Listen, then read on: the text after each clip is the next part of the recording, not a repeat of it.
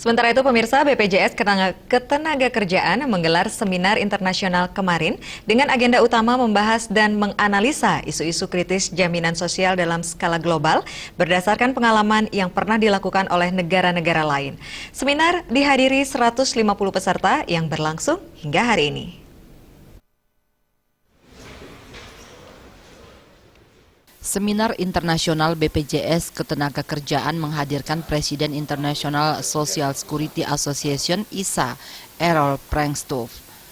Saat jumpa pers menyampaikan perkembangan jaminan sosial ketenagakerjaan yang dilakukan BPJS sangat pesat mengingat proses ini merupakan rekonstruksi terbesar yang pernah dilakukan di dunia. Proses ini tergolong sukses besar, namun banyak tantangan yang akan dihadapi ke depan. Untuk itu BPJS masih membutuhkan dukungan dan kebijakan dari pemerintah.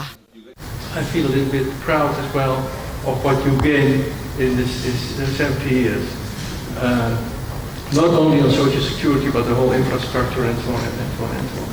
But especially the social security, I think you gain a lot, and especially the actual reconstruction, as I call it. Well, it's a tremendous job, and I remember that I was here, I think 3 years ago as well, when he started your job and your mission, so to say, at the start. And I said, yes, it will be a success if the management is tough enough, and if the government keeps on track. If the government is changing the way they want to deal it will not be a success. And I can say that both things happened in the last, let's say, 2 years. Direktur BPJS Ketenagakerjaan Evelyn K. Masasya memaparkan, seminar internasional ini bertujuan untuk mengukuhkan peran BPJS Ketenagakerjaan pada skala internasional. Kegiatan bertaraf internasional dalam memberikan perlindungan yang sempurna melalui pemikiran-pemikiran dari para ahli jaminan sosial sebagai salah satu jalan menuju era baru jaminan sosial Indonesia. Kondisi ekonomi sekarang memberikan pengaruh juga pada kita di sebagian instrumen investasi, misalnya di saham, karena indeks saham mengalami penurunan cukup signifikan. Tetapi horizon investasi BPJS Ketenagakerjaan adalah long term.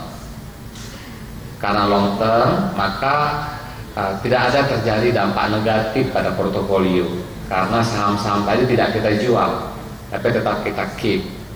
Nah, sekarang alokasi terbesar investasi BPJS Ketenagakerjaan adalah di obligasi, baik itu obligasi pemerintah maupun obligasi korporasi. BPJS saat ini sedang melakukan penambahan program, penyempurnaan manfaat, peningkatan pelayanan, dan pemenuhan semua infrastruktur. BPJS Ketenagakerjaan siap menjadi jembatan menuju kesejahteraan pekerja. Purnama dan Alit Setiawan, Bali TV.